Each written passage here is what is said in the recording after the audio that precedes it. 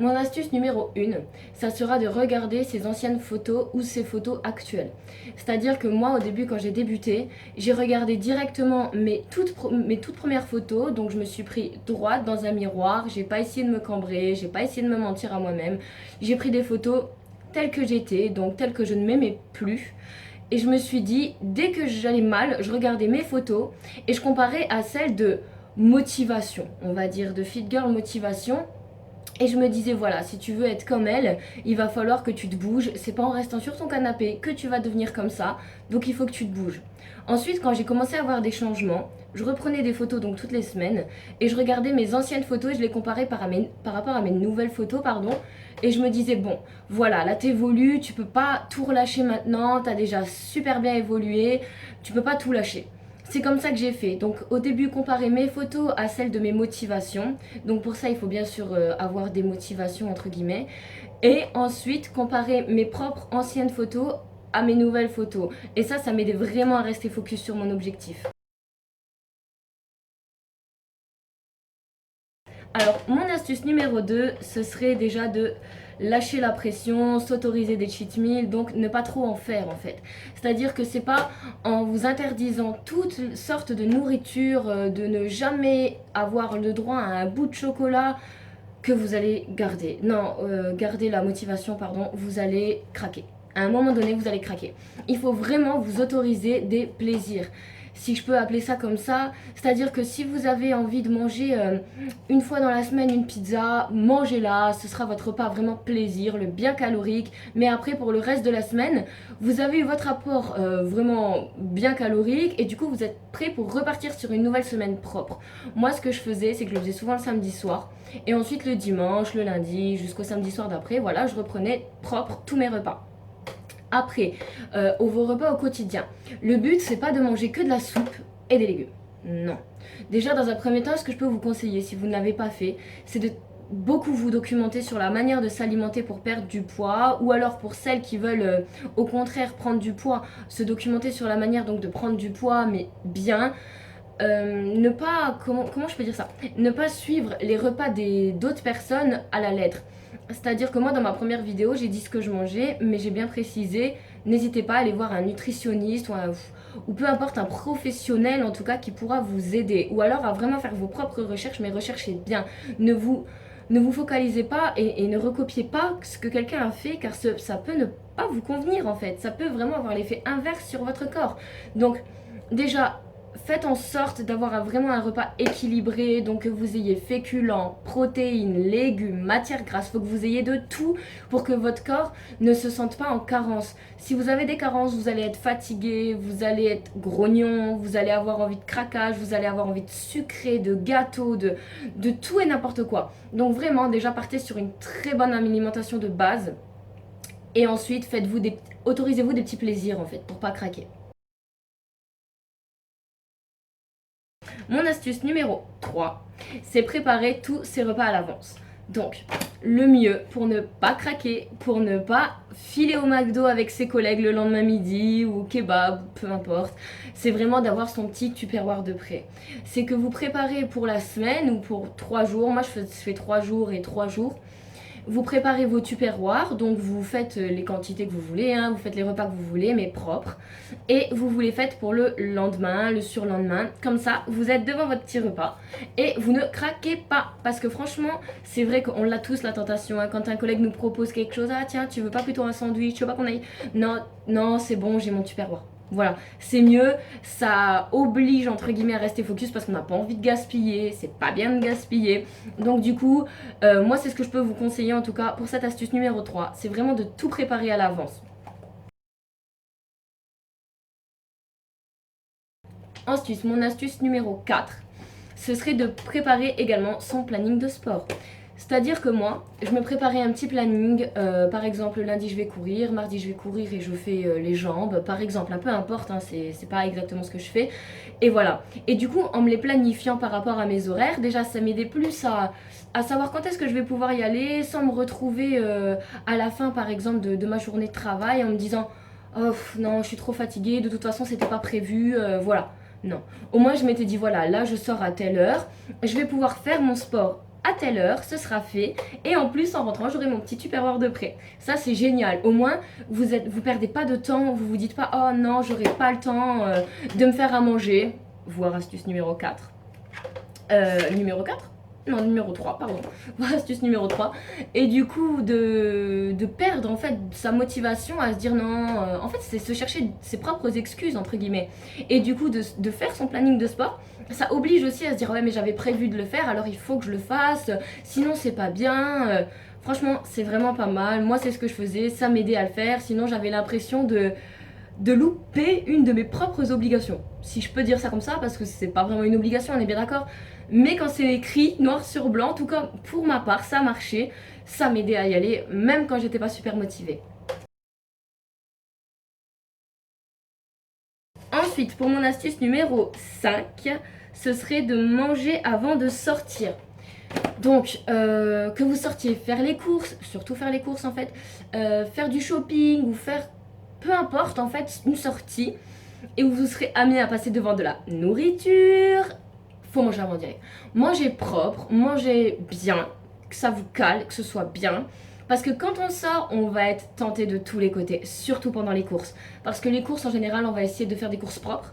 Mais si on a faim, ou pas forcément faim, en fait, on va avoir une petite fringale, on va avoir envie de craquer sur tout le chocolat qu'on va trouver, toutes les chips qu'on va trouver, le beignet, le stand de crêpes. Bref, vous m'avez comprise, vraiment.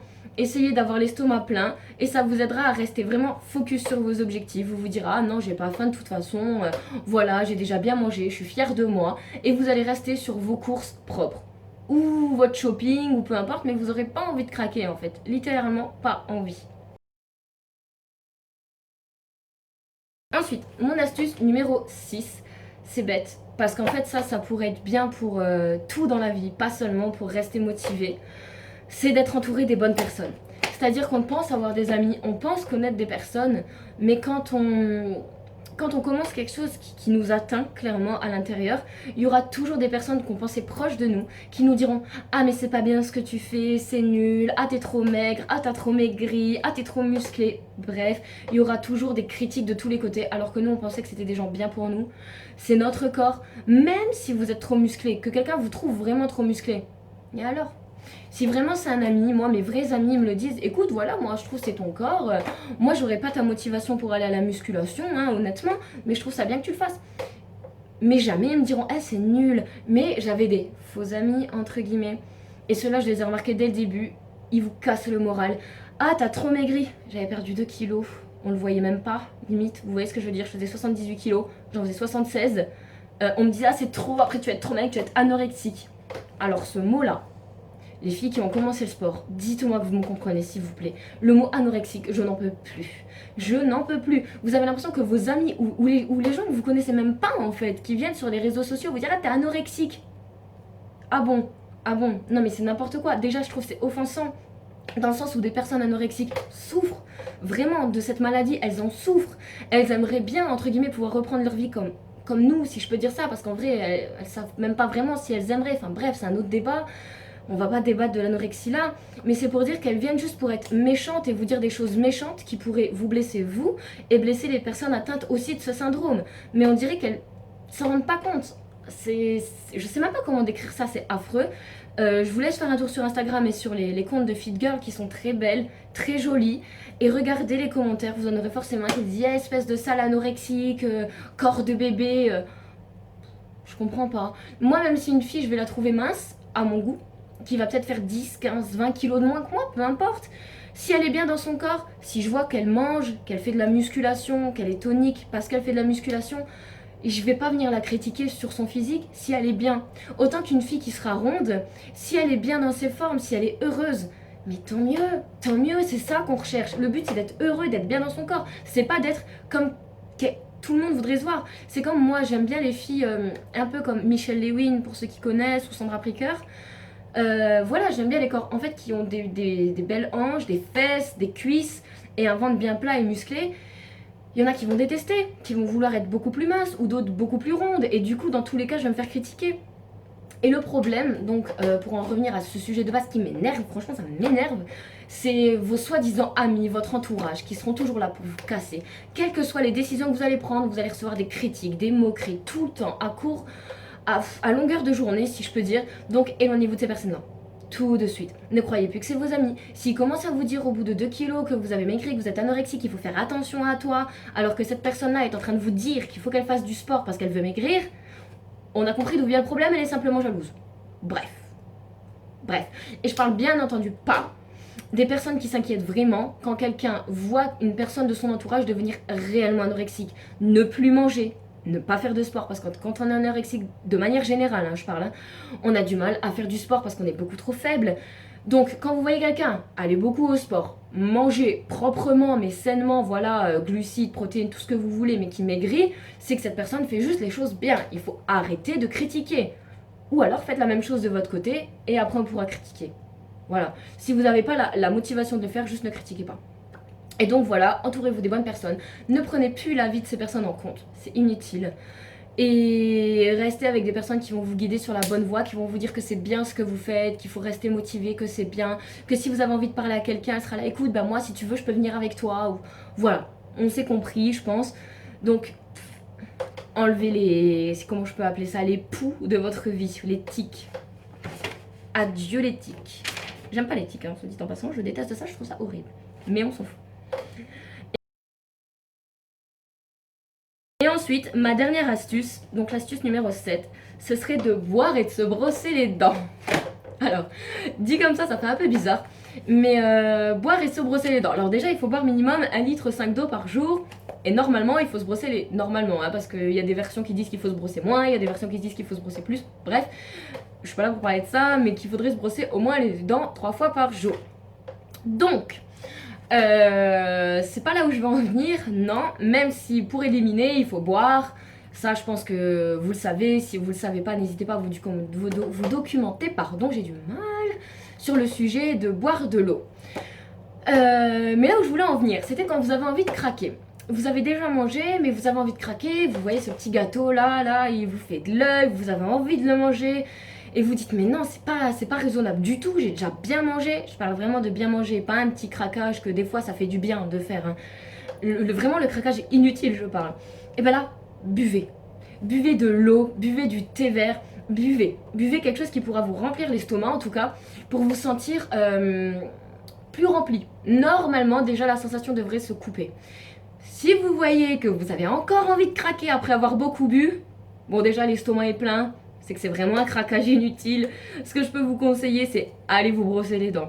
En général, quand on vient de se brosser les dents, le bon goût de menthe fraîche dans la bouche juste après, on n'a plus envie de manger un brownie au chocolat, hein. Non, franchement, moi en tout cas, ça marche. Et si vous avez encore envie de manger ce brownie au chocolat après avoir la bouche pleine de dentifrice, vous pouvez mâcher un chewing-gum. Ça, c'est le dernier recours, hein. Vous pouvez mâcher un chewing-gum, lire un livre, vous occuper. En fait, voilà, s'occuper, lire quelque chose, ou même le mieux. Après, ça dépend de l'heure qu'il est au moment de ce craquage, parce que c'est vrai que souvent les craquages arrivent en fin de soirée, pour moi en tout cas. Si c'est dans l'après-midi, allez marcher, allez vous balader, voilà, faites quelque chose. En fait, occupez-vous la tête jusqu'à ce qu'il soit l'heure de manger. Après, comme je disais, si c'est déjà le soir, qu'il est par exemple minuit, je sais pas où vous habitez, je vous conseillerais pas forcément d'aller vous balader en pleine nuit, comme ça, dehors, non. Là, à la limite, lisez un livre, regardez la télé, mâchez un chewing-gum, faites ce que vous pouvez pour vous occuper l'esprit, ou allez dormir, au pire, s'il est vraiment tard, allez dodo. Non, mais voilà. En tout cas, ça, c'est les 7 astuces que moi, j'utilise au quotidien, que je fais régulièrement quand j'ai envie de craquer. Après, bien évidemment, comme je le disais dans l'astuce numéro 1, je crois, je vais revérifier, dans l'astuce numéro 2, de relâcher la pression, c'est quand j'ai vraiment envie de quelque chose, je le mange. Après, voilà, c'est pas j'ai vraiment envie d'un gâteau au chocolat, comme je disais, un brownie à minuit, il faut que je le mange. Non, pas vraiment en fait, non. C'est plus, je vais avoir envie d'un encassin parce que je sens que j'ai faim, j'ai pas encore mangé depuis midi, il est 16h, je vais aller à la muscu, j'ai besoin de me nourrir de quelque chose, je le sens, ben je vais essayer de manger quelque chose de sain. Je vais pas craquer sur le brownie au chocolat, non. Et je vais essayer de craquer sur ma recette de muesli maison par exemple.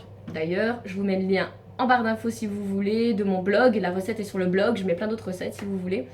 Donc voilà, de craquer sur ce genre d'encassin pour pouvoir aller à la muscu ou en rentrant de la muscu. Mais après, il faut s'autoriser de relâcher la pression, de ne pas s'en mettre trop. On n'est pas en compétition. Ou alors en tout cas, moi j'y suis pas. Après, je sais qu'il y en a qui font des concours et qui sont en compétition, mais je pense pas qu'ils ont besoin de mes conseils à ce stade-là. Donc du coup, voilà, relâchez la pression, ça prendra le temps que ça prendra. Vous n'êtes pas là pour le faire en un mois, en 2 jours, en 6 jours, on s'en fiche, on est là tranquille, on prend notre temps s'il faut. Le corps ira au rythme où il voudra aller. C'est pas la peine de se pousser plus. Mangez, mangez bien, faites-vous plaisir, faites du sport, soyez heureux. Moi, c'est tout ce que je peux vous conseiller. Après, moi en tout cas c'était mes conseils, ceux que j'applique le plus souvent. Si vous en avez d'autres, n'hésitez pas à me les dire en commentaire, comme ça j'irai voir. Je pourrais tester d'autres conseils, d'autres astuces si ça marche, parce que moi j'aime bien tester de nouvelles choses, ça me fait toujours plaisir, j'aime bien. Et voilà, et en tout cas pour ma part je vous souhaite une très bonne journée, je vous fais de gros bisous, et je vous dis à très bientôt.